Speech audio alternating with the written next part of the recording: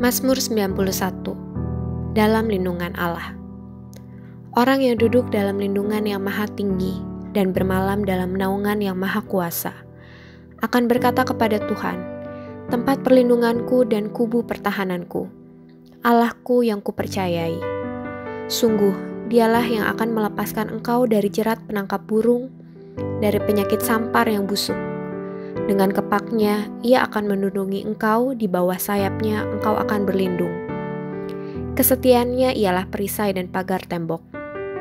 Engkau tak usah takut terhadap kedahsyatan malam, terhadap panah yang terbang di waktu siang, terhadap penyakit sampar yang berjalan di dalam gelap, terhadap penyakit menular yang mengamuk di waktu petang.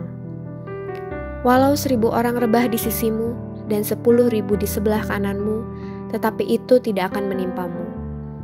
Engkau hanya menontonnya dengan matamu sendiri dan melihat pembalasan terhadap orang-orang fasik. Sebab Tuhan ialah tempat perlindunganmu, yang maha tinggi telah kau buat tempat perteduhanmu. Malapetaka tidak akan menimpa kamu, dan tulah tidak akan mendekat kepada kemahmu. Sebab malaikat-malaikatnya akan diperintahkannya kepadamu untuk menjaga engkau di segala jalanmu. Mereka akan menatang engkau di atas tangannya, supaya kakimu jangan terantuk kepada batu. Singa dan ular tedung akan kau langkahi. Engkau akan menginjak anak singa dan ular naga. Sungguh hatinya melekat kepadaku, maka aku akan meluputkannya. Aku akan membentenginya sebab ia mengenal namaku. Bila ia berseru kepadaku, aku akan menjawab. Aku akan menyertai dia dalam kesesakan. Aku akan meluputkannya dan memuliakannya. Dengan panjang umur akan kukenyangkan dia, dan akan kuperlihatkan kepadanya keselamatan daripadaku. Shalom saudara yang dikasihi Tuhan, mari sama-sama kita perkatakan apa yang dimaksud dengan Pentakosta ketiga. Pentakosta ketiga adalah pencurahan Roh Kudus yang dahsyat di zaman ini melebihi yang terjadi di Azusa Street. Pentakosta ketiga akan mengakibatkan penuaian jiwa yang terbesar dan terakhir sebelum Tuhan Yesus datang kembali. Pentakosta ketiga akan membangkitkan generasi Yeremia, yaitu anak-anak muda yang dipenuhi Roh Kudus, cinta mati-matian kepada Tuhan Yesus, tidak kompromi terhadap dosa, dan akan bergerak untuk memenangkan jiwa. Pentakosta ketiga lahir di Indonesia yang bergerak ke bangsa-bangsa. Gerakan ini dari timur ke barat dan akan kembali ke Yerusalem. Pentakosta ketiga akan memberikan kuasa untuk menyelesaikan amanat agung, dan setelah itu Tuhan Yesus datang kembali.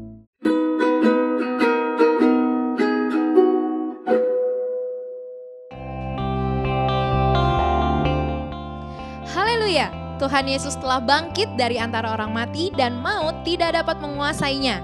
Inilah kemenangan yang Tuhan berikan bagi kita sebab Dia hidup ada hari esok. Jika hari-hari ini Anda mengalami kekecewaan, kesedihan, khawatir, bahkan putus asa, seolah-olah tidak ada harapan, hari ini ada kabar baik.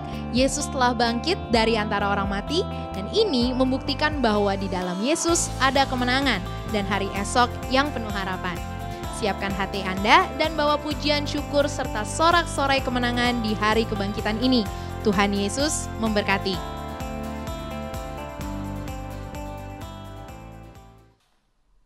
Haleluya, shalom, shalom, shalom. Sekali lagi shalom GB Kebon Siri. Lambaikan tangan saudara kepada kami, katakan shalom. Haleluya. Walaupun kita masih beribadah secara online, tapi saya percaya kuasa Tuhan akan dinyatakan bagi setiap kita. Khususnya hari ini kita merayakan kebangkitan Yesus dari antara orang mati. Yang percaya dan setuju katakan amin. Itu sebabnya semangat saudara memuji dan menyembah Tuhan harus dengan semangat penuh kemenangan. Katakan saya menang. Karena Yesus memberi kemenangan. Berikan tepuk tangan yang meriah buat Tuhan Yesus. Haleluya. Come on, mari kita memuji Tuhan. Kalau saudara bisa berdiri, sama-sama memuji Tuhan dengan penuh sukacita. Kita mau nyatakan Yesus penebus bagi kita. Oh, oh, oh.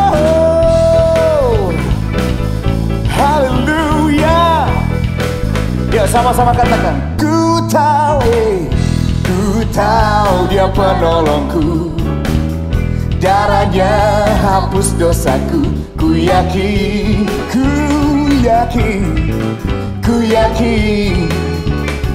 Ini yang dia lakukan bagi kita, saudara. Dia angkat deritaku, sembuhkan sakitku. Ku yakin. Katakan ku yakin. Oh ya, ku angkat panji. Oh, dia telah menang atas maut.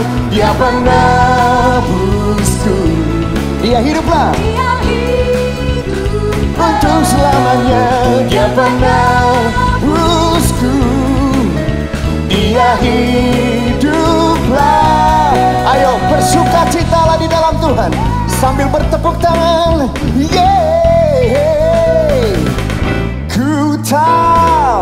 Ku tahu dia penolongku. Darahnya hapus dosaku. Ku yakin.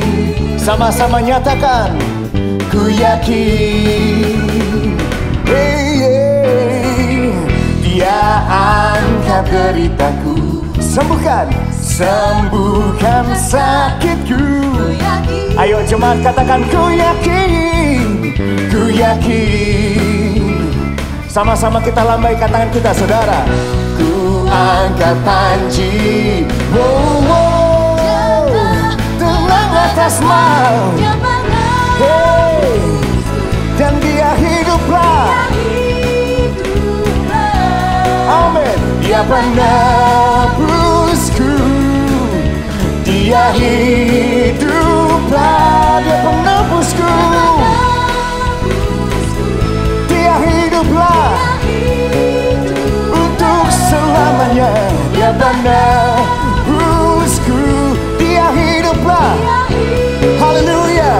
Ayo jemaat GBI Kebon Siri bertepuk tangan di atas kepala. Come on, clap your hands everybody. Oh, clap your hands everybody. Come on, put your hands together. Hey, haleluya. Kita mau sama-sama belajar bagian ini, saudara. Kita mau nyatakan seperti ini. Hey, Yesus penebusku dan dia hiduplah. Come on church. Yesus penebusku dan dia hiduplah. Come on, one more time, say Yesus penebusku dan dia hiduplah.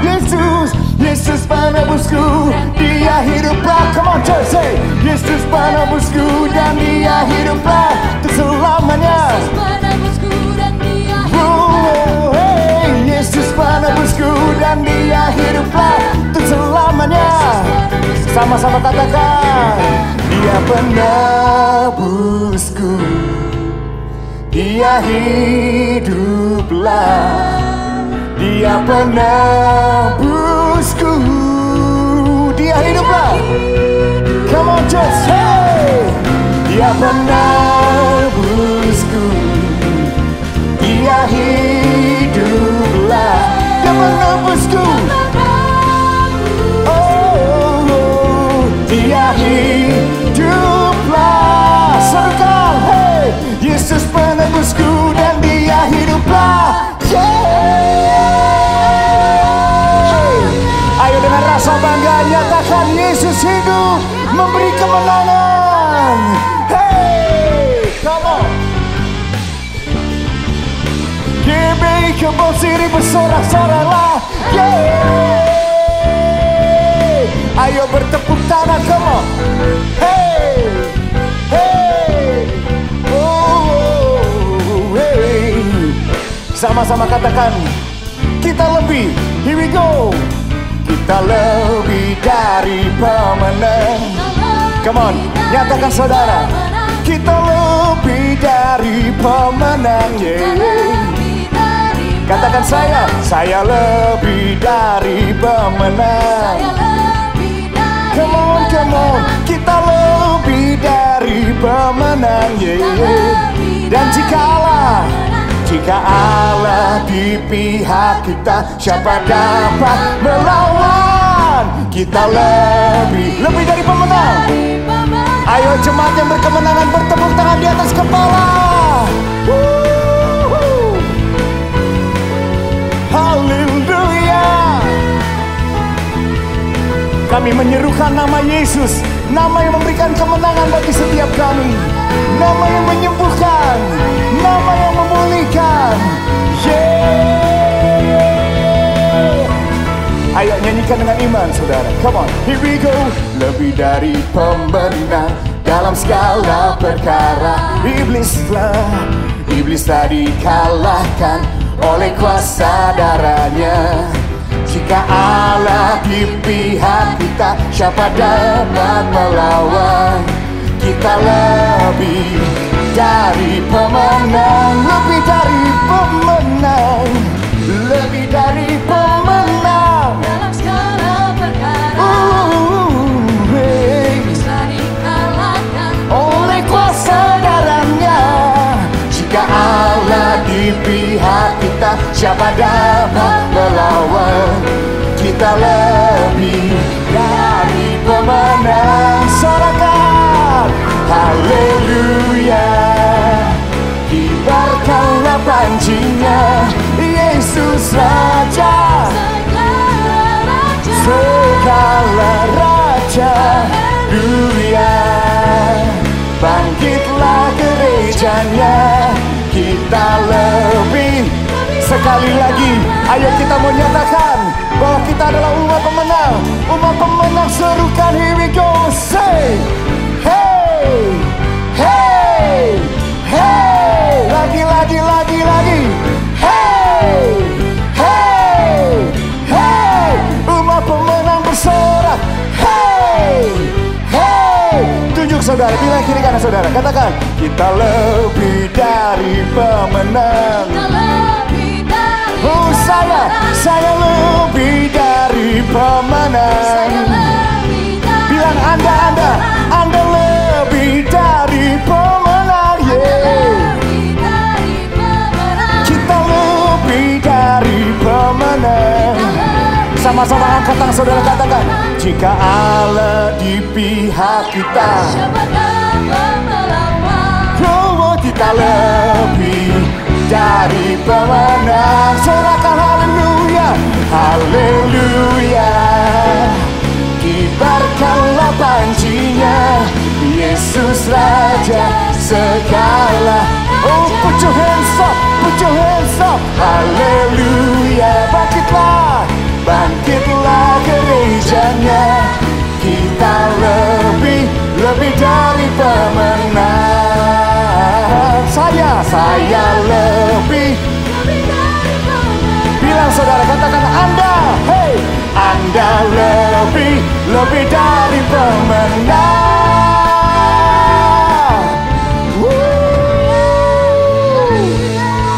Perdengarkan sorak-sorai kemenanganmu saudara, sebab kemenanganmu itu datangnya dari Tuhan saja. Come on. Haleluya, haleluya.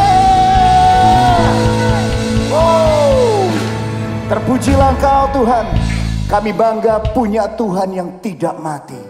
Tuhan kami hidup, dan sejarah mencatat bahwa kubur kosong membuktikan Engkau hidup Tuhan. Tapi biar siang hari ini, di tengah kemenangan yang kami alami, kami mau juga ingatkan diri kami bahwa semua karena salib-Mu. Terima kasih buat pengorbanan-Mu Tuhan. Thank you Jesus. Saat ku masuk ke hadirat-Mu, bawa persembahan ke tempat kudus-Mu, pujian ku naikkan, sembah ku berikan bagi-Mu Allah yang mulia. Kau layakkan ku, menghampiriku, melihat tata kemuliaan-Mu Tuhan.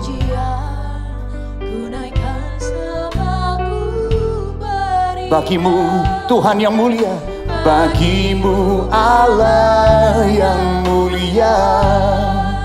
Oleh kuasa darah-Mu.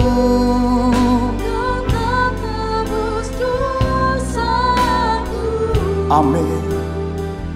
Kekudusan-Mu melingkupiku, kasih-Mu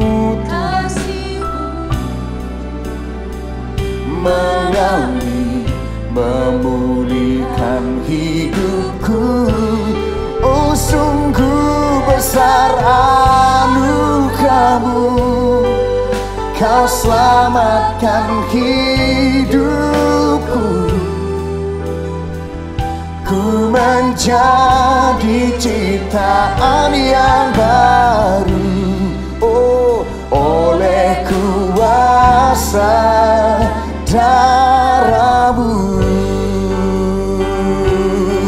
Oh, oleh kuasa darah-Mu, Kau telah tebus dosaku, Tuhan, melingkupiku. Kasih-Mu, Tuhan, mengalir, memulihkan hidupku. Oh, sungguh besar anugerah-Mu, Kau selamatkan hidupku. Ku menjadi ciptaan yang baru oleh kuasa darah-Mu, Tuhan. Terima kasih. Oh, biar di kesempatan ini mari sama-sama kita mengangkat penyembahan kita, ucapan syukur kita, mengingatkan diri kita bahwa semua karena pengorbanan-Mu bagi setiap kami. Kami yang semestinya berdosa, Tuhan ampuni kami. Kami yang semestinya tidak layak, Tuhan layakkan kami. Haleluya, haleluya. Oh, Shandaya Rabakaya Raralalabaya Raraba. Biar ada pemulihan hari ini oleh kuasa darah-Mu. Biar ada kesembuhan oleh kuasa darah-Mu. Syabakaya Raralalabaya. Biar gereja-Mu hari ini mendapatkan mujizat. Biar gereja-Mu dilawat oleh-Mu ya Tuhan. Oh, terus menyembah. Minta kuasanya dinyatakan siang ini di tempat di mana Anda beribadah. Syada bakaya ralalalalalalalalalalalalalalalala. Ya Allah, ya Allah. Kami berseru kepada Yesus. Haleluya. Katakan sungguh besar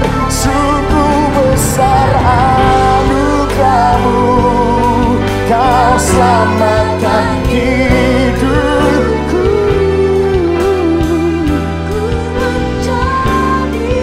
Jadi ciptaan yang baru oleh kuasa darah-Mu.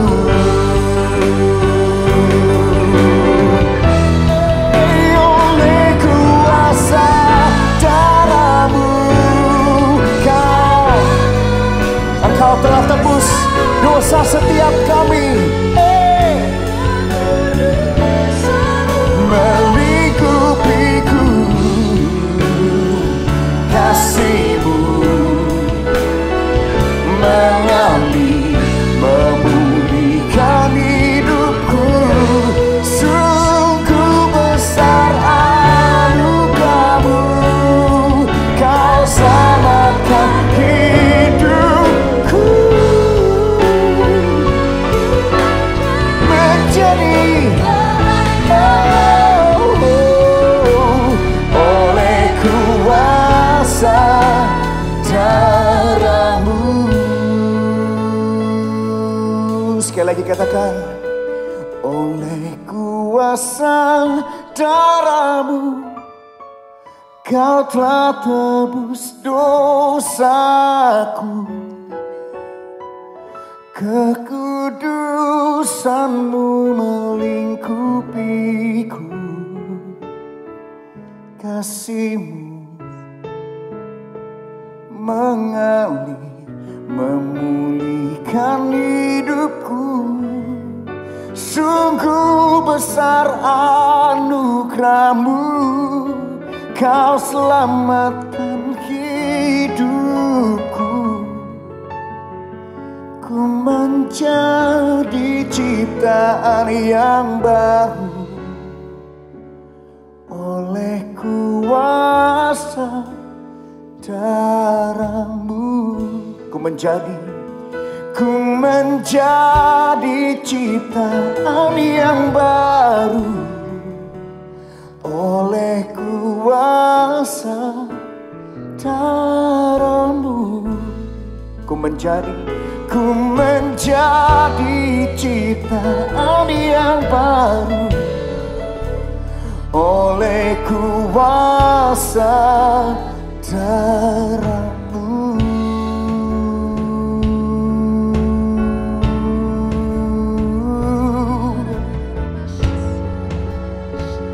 Amin, amin, amin, amin.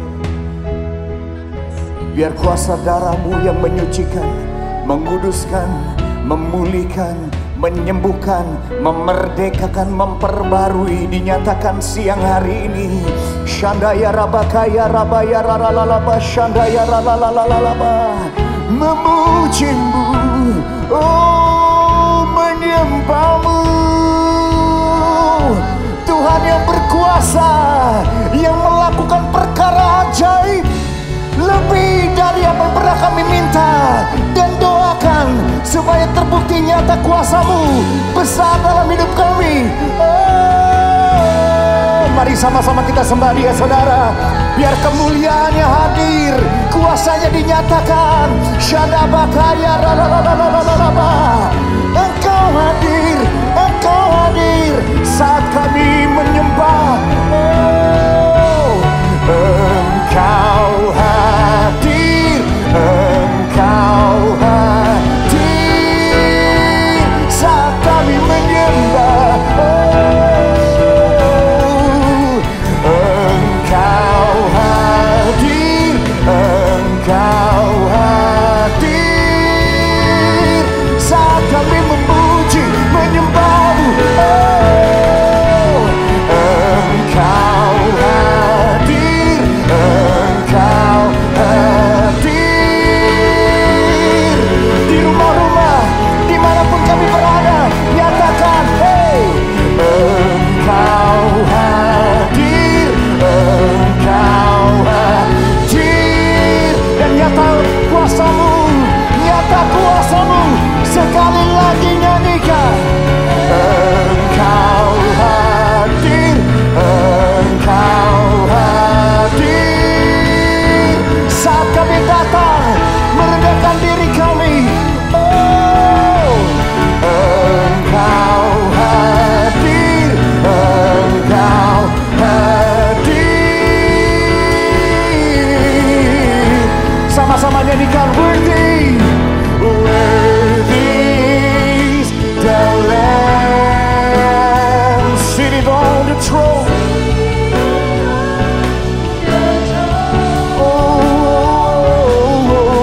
Crown you now with many crowns.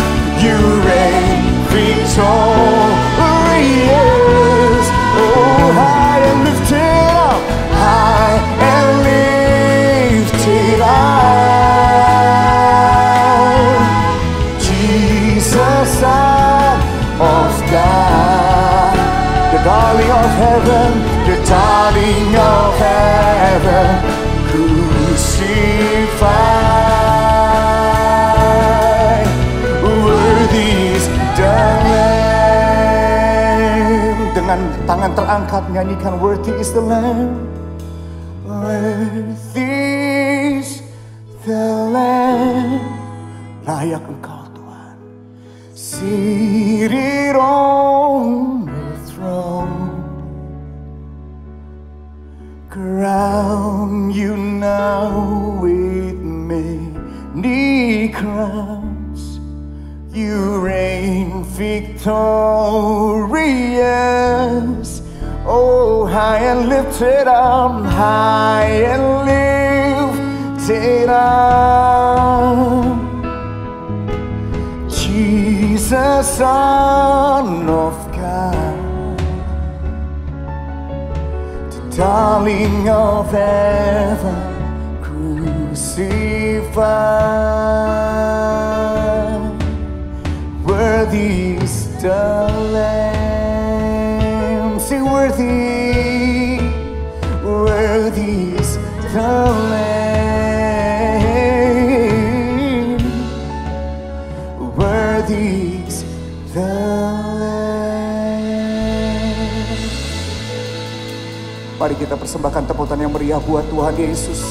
Bagi Dia yang layak untuk terima pujian penyembahan kita. Kekal untuk selama-lamanya Engkau layak Tuhan. Layak terima pujian kami. Haleluya, haleluya, sorakan haleluya. Haleluya, haleluya, haleluya. Amin, amin.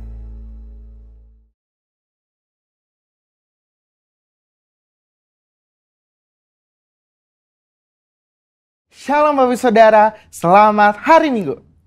Bulan ini kita merayakan Jumat Agung dan Paskah, yaitu kematian dan kebangkitan Yesus. Oleh sebab itu, pada edisi Voice of Pentecost hari ini, kita akan membahas mengenai apakah kebangkitan Yesus hoax. Semua orang di atas muka bumi ini memiliki hari kelahiran dan hari kematian. Tetapi jika bicara mengenai hari kebangkitan, hanya Yesus yang mempunyai hari kebangkitan dan kehidupan kekal. Oleh sebab itu, inilah yang membedakan Yesus dengan tokoh agama lainnya. Hari-hari ini ada banyak sekali hoax yang beredar di sosial media. Tetapi tahukah saudara, bahwa sejak pada zaman Yesus pun sudah ada hoax yang beredar mengenai kebangkitan Yesus. Jadi, apakah kebangkitan Yesus hoax atau fakta? Apa makna dari kebangkitan Yesus? Mari kita simak bersama. Kebangkitan Yesus adalah kekuatan utama iman Kristen. 1 Korintus 15 ayat 17 mengatakan, dan jika Kristus tidak dibangkitkan, maka sia-sialah kepercayaan kamu, dan kamu masih hidup dalam dosamu. Tanpa kebangkitan, kehidupan orang yang percaya kepada Yesus tidak mempunyai kuasa. Iblis berusaha untuk menyebarkan hoax. Sebab jika Yesus tidak bangkit, maka Dia bukan Tuhan, dan Ia tidak bisa memberikan keselamatan kekal. Maka iman percaya kita menjadi sia-sia. Iblis menyerang salah satunya dengan conspiracy theory yang mengatakan bahwa para murid bersengkongkol telah mencuri mayat Yesus sehingga kuburnya ditemukan oleh para wanita dalam keadaan kosong. Hoax itu dipercaya sampai sekarang. Sebagai saksi Kristus, kita harus bisa mempertahankan iman kita.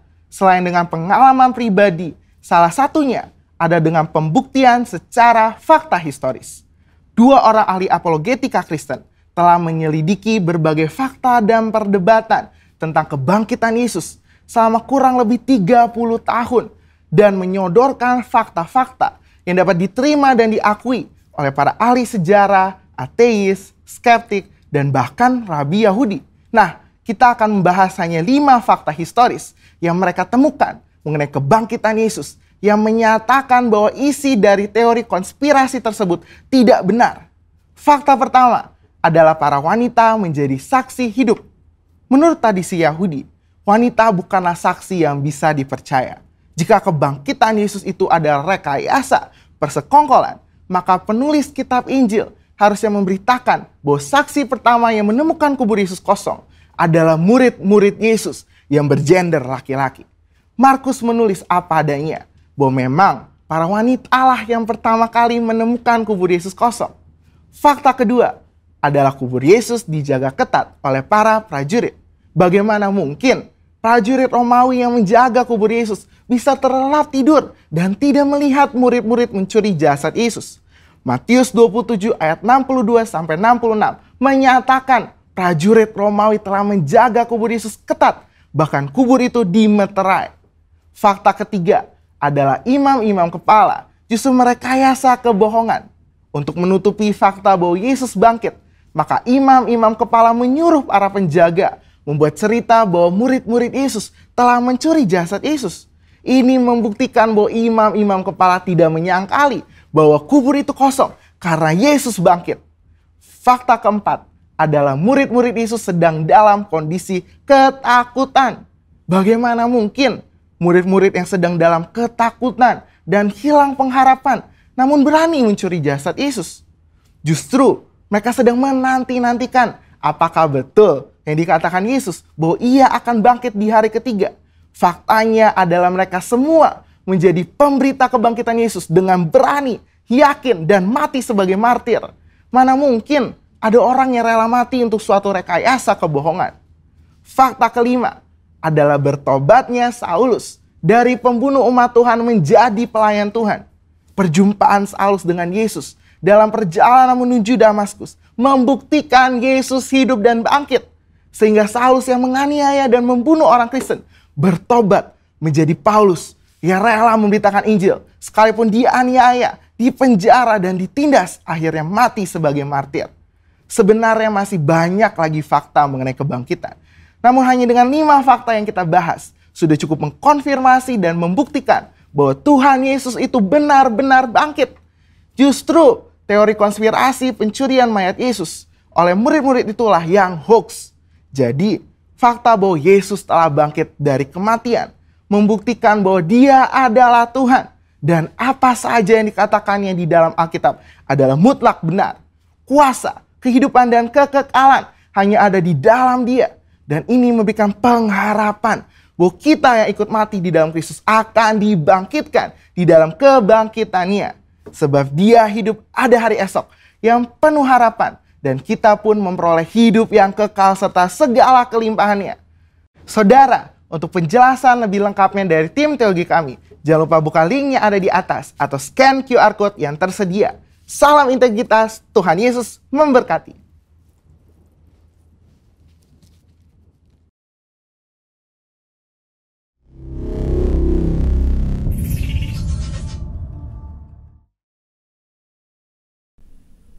Salam damai sejahtera untuk Anda semua, Jemaat GBI Kebon Siri yang dikasihi Tuhan. Selamat Hari Paskah, di mana kita hari ini memperingati kebangkitan Tuhan kita Yesus Kristus dari kematian.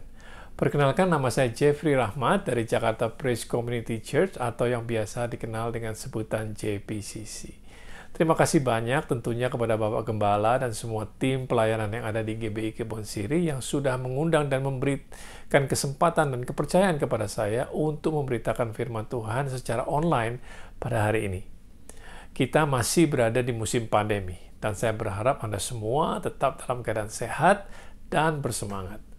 Nah, sebelum saya menyampaikan firman Tuhan, mari kita hampiri Tuhan lebih dahulu di dalam doa. Mari kita berdoa bersama-sama. Bapa di surga, kami mengucap syukur untuk kasih dan kesetiaan-Mu. Terima kasih untuk hari yang baru yang Kau beri. Terima kasih untuk kemurahan-Mu yang berlaku dalam kehidupan kami. Meskipun kami tidak selalu mengerti apa yang sedang terjadi di sekitar kami, tapi satu hal kami tahu bahwa Tuhan baik dan kebaikan-Mu itu yang akan terus berlaku dalam kehidupan kami. Hati kami terbuka, pikiran kami siap untuk menerima kebenaran firman-Mu. Kami mohon supaya hari ini bukan hanya sekedar informasi yang kami dapatkan, tetapi sebuah pewahyuan yang sanggup untuk mengubah kehidupan. Sehingga transformasi terjadi. Hidup kami memuliakan nama-Mu dan menjadi berkat buat banyak orang. Di dalam nama Yesus kami semua sudah berdoa dan semua yang percaya katakan, amin. Amin. Hari ini saya mau bawa Anda semua kepada kisah seputar kebangkitan Yesus. Melihat apa saja yang sebenarnya terjadi dan bagaimana kita dapat belajar dari kejadian-kejadian tersebut, sehingga iman kita semakin diperkuat. Hari ini kita merayakan Paskah dan kita bersyukur bahwa Yesus sudah bangkit dari kematian. Namun kalau kita kembali ke Alkitab dan membaca cerita pada hari di mana Yesus bangkit dan cerita seputar penampakannya setelah Dia bangkit, maka kita akan menemukan bahwa berita tentang kebangkitannya tidak begitu saja mudah diterima atau dipercaya bahkan oleh murid-muridnya dan pengikut Yesus sendiri.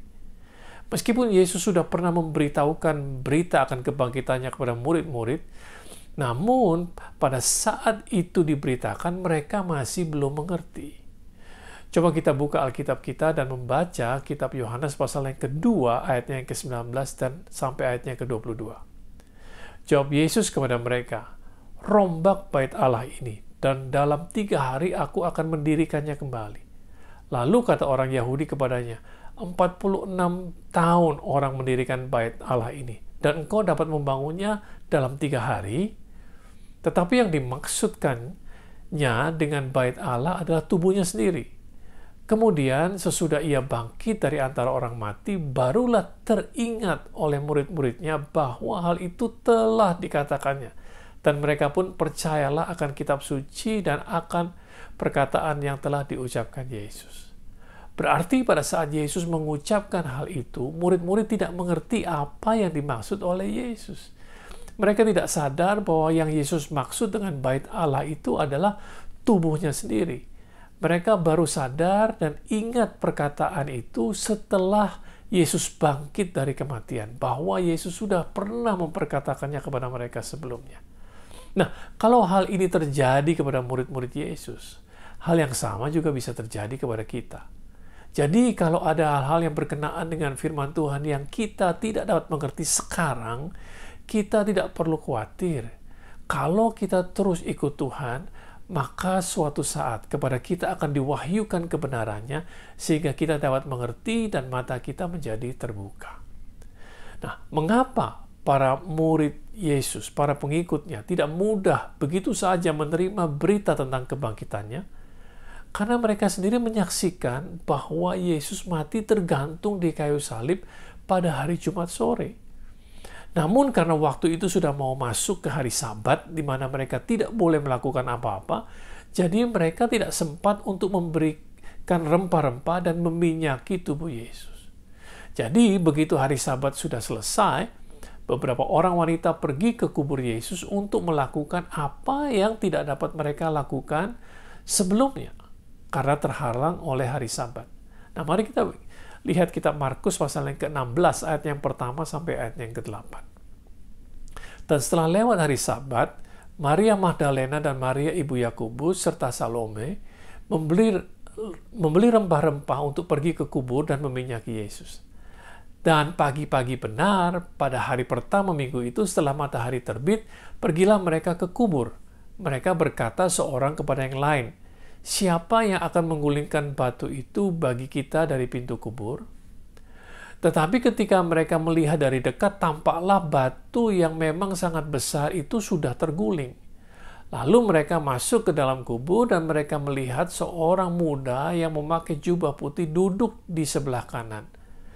Mereka pun sangat terkejut, tetapi orang muda itu berkata kepada mereka, "Jangan takut, kamu mencari Yesus orang Nazaret yang disalibkan itu.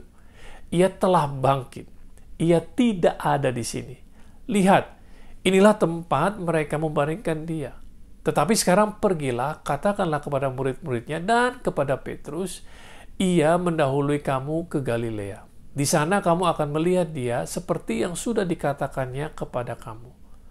Lalu mereka keluar dan lari meninggalkan kubur itu sebab gentar dan dahsyat menimpa mereka. Mereka tidak mengatakan apa-apa kepada siapapun juga karena takut. Nah, para wanita ini datang untuk meminyaki tubuh Yesus. Dan mereka sama sekali tidak mengharapkan akan menemukan kubur yang kosong. Mereka tidak menyangka bahwa Yesus telah bangkit. Itu sebabnya setelah mereka diberitahu dan melihat sendiri kubur yang sudah kosong, bukti bahwa Yesus sudah bangkit, para wanita ini masih sulit untuk percaya.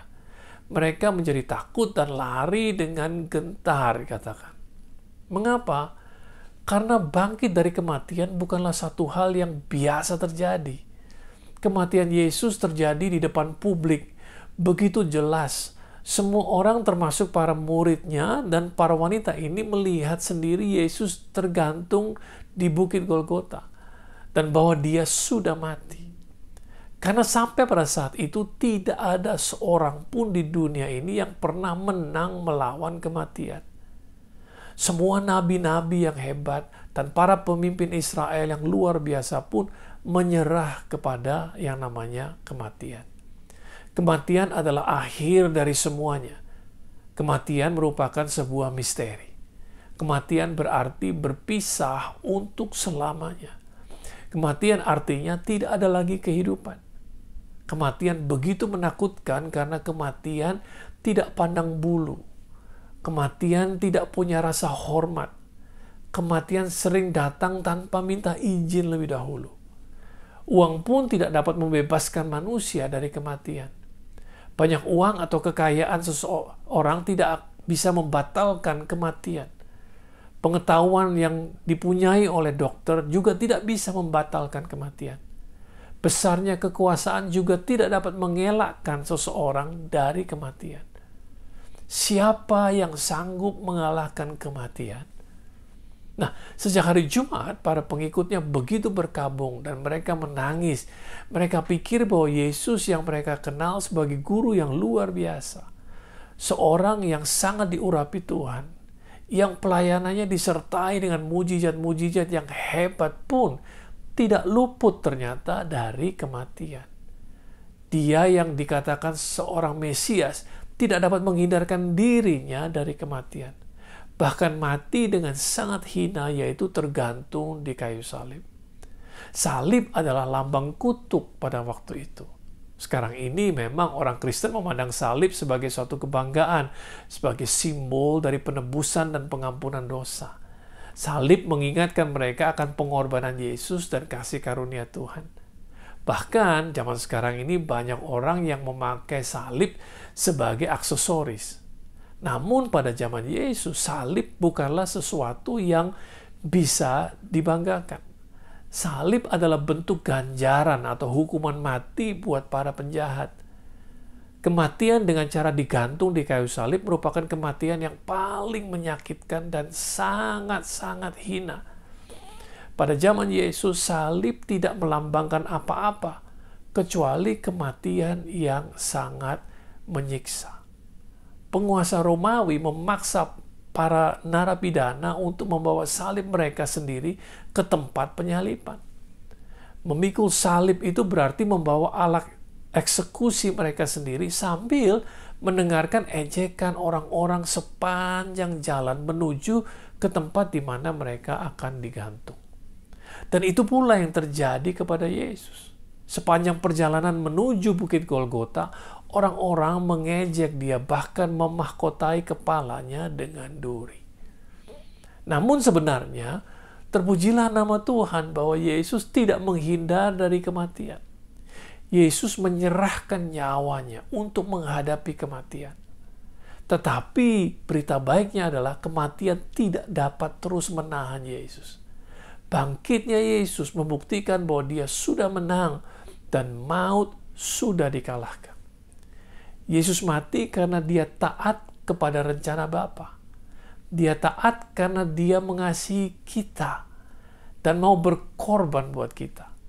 Dia yang tidak mengenal dosa, dijadikan dosa untuk menanggung semua dosa kita. Dia yang tidak pernah berhutang menjadi yang harus menanggung semua hutang kita. Sehingga kita yang berhutang dapat dibebaskan dari semua tuntutan dan dari semua hukuman. Dan itulah sebabnya kita pantas merayakan hari Paskah, hari kebangkitan, hari kemenangan atas maut. Sebab kalau Yesus tidak bangkit, maka sia-sialah iman kita kepadanya, sebab kita masih tetap berada di dalam penghukuman. Kita baca selanjutnya, kita Markus pasal yang ke-16, ayatnya yang ke-10 sampai ke-14. Lalu perempuan itu pergi memberitahukannya kepada mereka yang selalu mengiring Yesus, dan yang pada waktu itu sedang berkabung dan menangis. Tetapi ketika mereka mendengar bahwa Yesus hidup dan telah dilihat olehnya, mereka tidak percaya. Sesudah itu ia menampakkan diri dalam rupa yang lain kepada dua orang dari mereka ketika keduanya dalam perjalanan keluar kota. Lalu kembalilah mereka dan memberitahukannya kepada teman-teman yang lain, tetapi kepada mereka pun teman-teman itu tidak percaya. Akhirnya ia menampakkan diri kepada ke-11 orang itu ketika mereka sedang makan, dan ia mencela ketidakpercayaan dan kedegilan hati mereka. Oleh karena mereka tidak percaya kepada orang-orang yang telah melihat dia sesudah kebangkitannya. Kita lihat sendiri di sini bahwa sama sekali tidak mudah untuk murid-muridnya percaya bahwa Yesus sudah bangkit kembali. Mereka juga tidak begitu saja mudah percaya kepada orang-orang yang memberitakan bahwa mereka sudah bertemu sendiri dengan Yesus. Yesus sendiri menampakkan diri kepada mereka. Tetapi ketika Yesus mengambil keputusan untuk datang kepada mereka sendiri, barulah mereka percaya. Dalam Matius pasal yang ke-28 ayat yang ke-16 sampai ayat yang ke-17 kita dapati, dan ke-11 murid itu berangkat ke Galilea, ke bukit yang telah ditunjukkan Yesus kepada mereka. Ketika melihat Dia, mereka menyembahnya. Tetapi, perhatikan, beberapa orang ragu-ragu. Saya senang kalau ini semua dicatat di Alkitab kita dengan jujur, apa adanya, dan tidak ada yang disembunyikan, tidak ada yang perlu ditutup-tutupi, karena memang demikianlah terjadinya. Murid-murid Yesus adalah manusia biasa, sama seperti saudara dan saya. Dan murid-muridnya sendiri masih ragu-ragu terhadap kebangkitannya.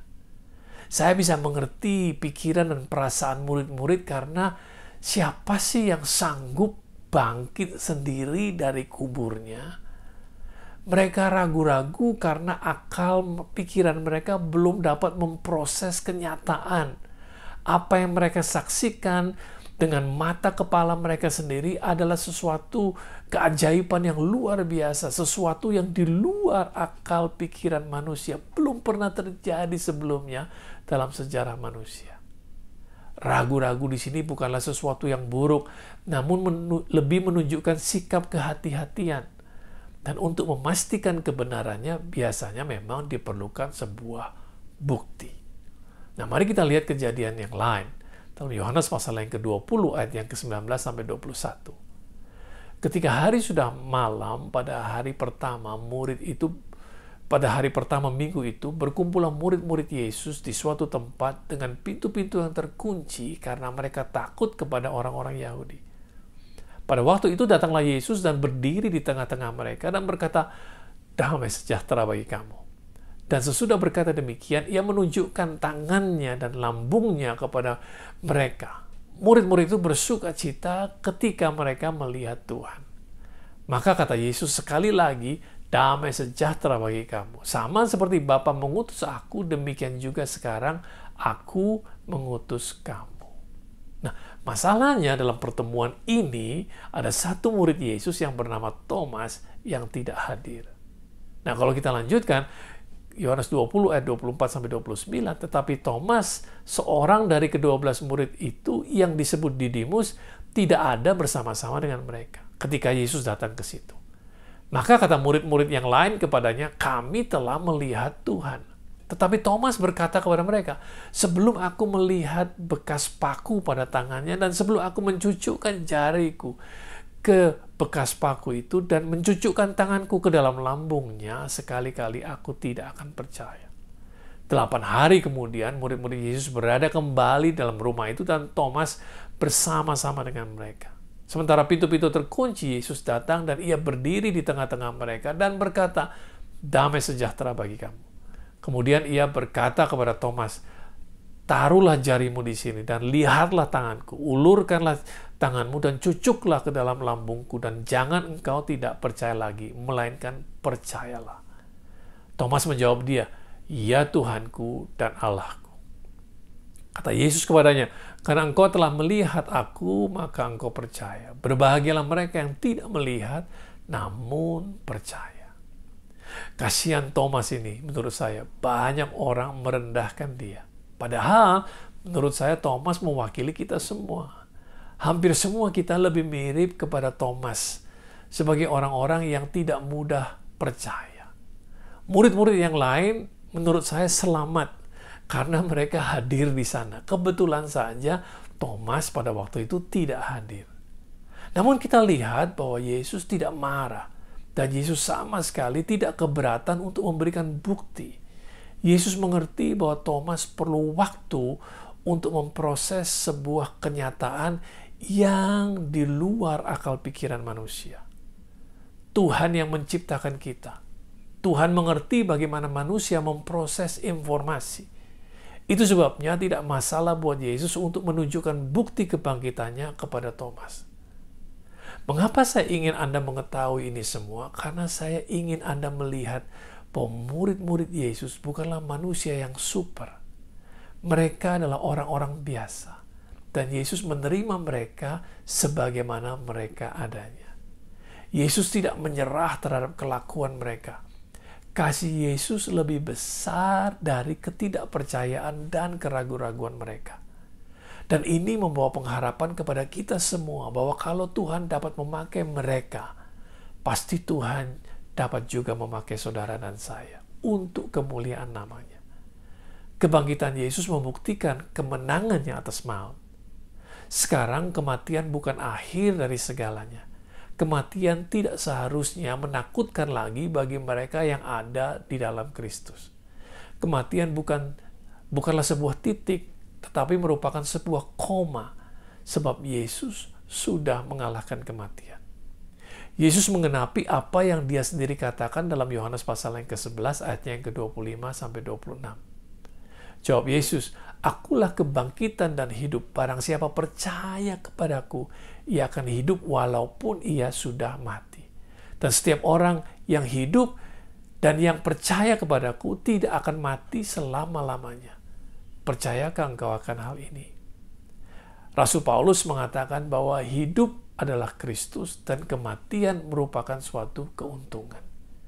Jadi kebangkitan Yesus mengubahkan pemikiran kita tentang kematian. Nah, mari kita kembali ke Matius pasal yang ke-28 dari ayat yang ke-17 sampai ayat yang ke-20. Saya bacakan kembali ayat yang ke-17 supaya Anda semua mendapatkan konteksnya. Apa yang saya mau utarakan kepada saudara. Ketika melihat dia, mereka menyembahnya, tetapi beberapa orang ragu-ragu. Yesus mendekati mereka dan berkata, "Kepadaku telah diberikan segala kuasa di surga dan di bumi. Karena itu pergilah, jadikanlah semua bangsa muridku dan baptislah mereka dalam nama Bapa dan Anak dan Roh Kudus, dan ajarkanlah mereka melakukan segala sesuatu yang telah kuperintahkan kepadamu. Dan ketahuilah, aku menyertai kamu senantiasa sampai kepada akhir zaman." Ini luar biasa. Meskipun muridnya masih ragu-ragu, murid-murid masih memproses dalam pikiran mereka tentang apa yang sedang mereka lihat, bahwa Yesus berdiri di depan mereka. Yesus justru mendekati mereka dan memberikan mandat kepada mereka tanpa ragu-ragu, supaya mereka pergi dan menjadikan semua bangsa murid Kristus. Satu tanggung jawab yang sangat besar dan sangat mulia. Keraguan-raguan murid-muridnya dibalas dengan ketidakraguan. Buat saya ini adalah sebuah bukti bahwa Yesus meletakkan nilai yang tinggi kepada murid-muridnya. Yesus memperhitungkan mereka. Yesus percaya mereka lebih daripada mereka percaya kepada Yesus dan percaya kepada diri mereka sendiri. Dan ini menggambarkan kasih Tuhan yang sangat luar biasa. Tuhan adalah Tuhan yang mengampuni. Tuhan yang menerima kita apa adanya. Tuhan yang memperhitungkan kita. Dan Tuhan yang percaya kepada kita bahkan sebelum kita percaya sepenuhnya kepada Dia. Tuhan tunjukkan kasih dan kesabarannya kepada murid-muridnya. Di kesempatan lain, Yesus menemui Petrus sendirian, dan kita bisa baca kisahnya dalam kitab Yohanes pasal yang ke-21, dimulai dari ayat yang ke-15 sampai ke-17. Sesudah sarapan, Yesus berkata kepada Simon Petrus, "Simon, anak Yohanes, apakah engkau mengasihi aku lebih daripada mereka ini?" Jawab Petrus kepadanya, "Benar Tuhan, engkau tahu bahwa aku mengasihi engkau." Kata Yesus kepadanya, "Gembalakanlah domba-dombaku." Kata Yesus pula kepadanya untuk kedua kalinya, "Simon anak Yohanes, apakah engkau mengasihi aku?"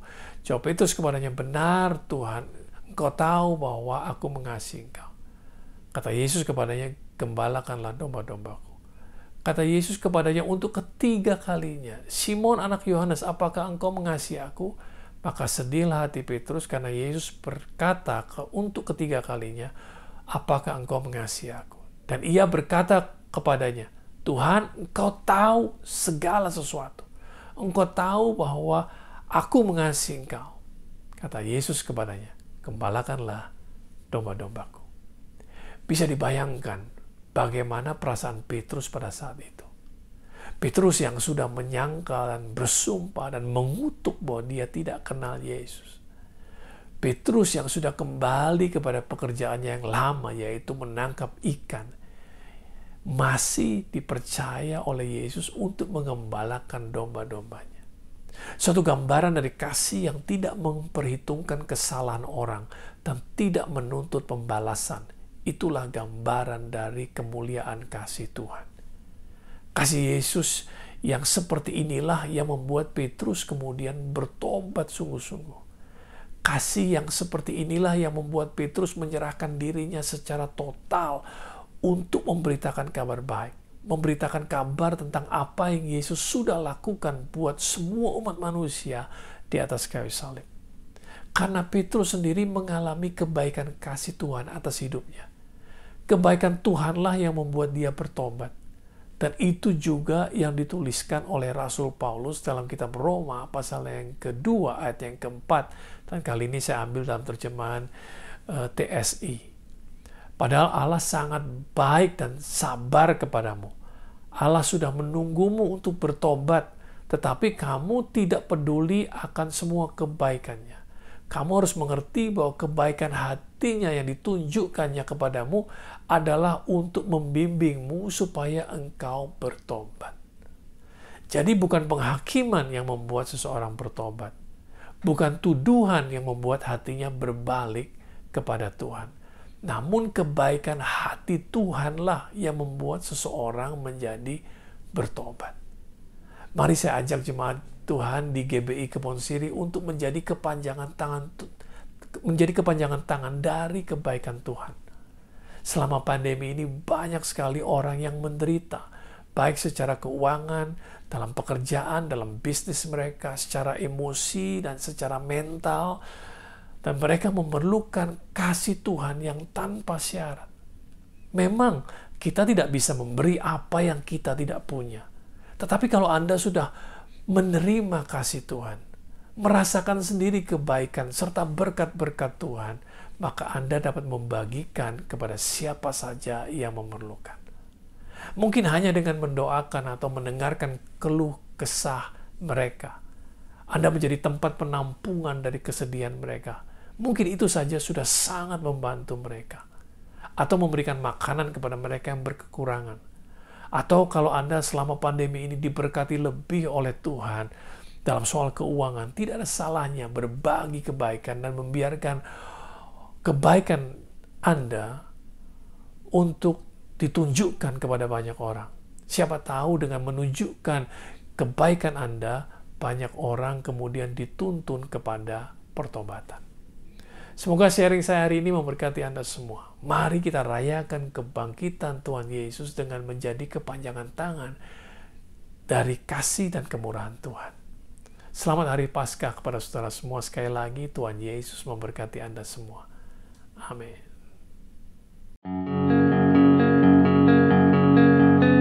Terima kasih Anda telah mengikuti ibadah online pada hari ini. Kami mengajak Anda untuk berdoa, menyembah Tuhan, dan mendengar pesan firman Tuhan dalam acara Ku Menyembah via Zoom setiap hari Senin sampai Sabtu pukul 5 pagi. Untuk informasi meeting ID dan password Zoom, Anda dapat menghubungi via WhatsApp ke nomor berikut ini. Ibadah Minggu tetap dapat Anda ikuti secara online melalui YouTube channel GBI Kebon Siri atau melalui aplikasi RCTI Plus. Anda dapat mengunduh aplikasi RCTI Plus di Apple Store atau di Play Store. Untuk ibadah online minggu depan, pada hari Minggu tanggal 11 April 2021, ibadah akan dimulai pukul 6 pagi. Pesan firman Tuhan akan disampaikan oleh Pastor Johan Lumoindom. Ibadah dapat dilihat setiap saat setelah waktu penayangan. Kami kembali mengajak Anda mengikuti GBI Kebon Siri Wednesday Bible Wisdom dengan tema Kitab Henokh 3, Menyingkap Peristiwa Tak Terceritakan, seri 3, pada hari Rabu tanggal 7 April 2021 pukul 6 pagi, bersama Pastor Aruna Wiryo Lukito dan host Bapak Vino Pramudito. Acara ini dapat dilihat setiap saat setelah waktu penayangan. Kini, Anda dapat memberikan persembahan umum, syukur, dan perpuluhan melalui QR Code. Bagi jemaat yang rindu memberikan persembahan, dapat menggunakan dompet digital sebagai berikut. Buka aplikasi e-payment yang akan digunakan, scan QR Code yang tertera di layar, dan langkah selanjutnya dapat mengikuti proses yang tertera di aplikasi e-payment Anda. Persembahan melalui QR Code tidak dipungut biaya apapun. Persembahan umum, perpuluhan, diakonia, dan bantuan COVID-19 dapat Anda transfer ke nomor rekening berikut ini.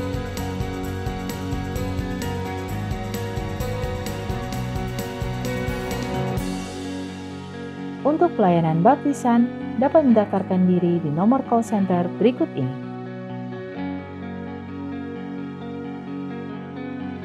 Demikianlah News Flash hari ini. Selamat Hari Paskah, Tuhan Yesus memberkati. Mari jemaat Tuhan, kita siapkan hati untuk berdoa. Terima kasih ya Bapa untuk pembicara yang telah menyampaikan firman Tuhan di ibadah online pada hari ini. Kiranya Tuhan memberkati keluarga dan pelayanannya lebih lagi.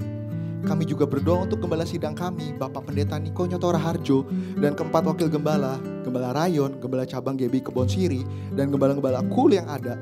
Biar Tuhan yang memberkati dan Tuhan mengurapi mereka senantiasa. Kami juga berdoa untuk jemaat GBI Kebon Siri dan semua jemaat yang mengikuti ibadah online hari ini. Kiranya Tuhan Yesus memberikan hikmat dalam segala usaha dan pekerjaan di tengah-tengah masa pandemi COVID-19 ini.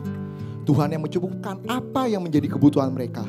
Dan kami juga berdoa bagi anak-anak muda generasi Yeremia agar Tuhan bangkitkan menjadi terang bagi generasi ini.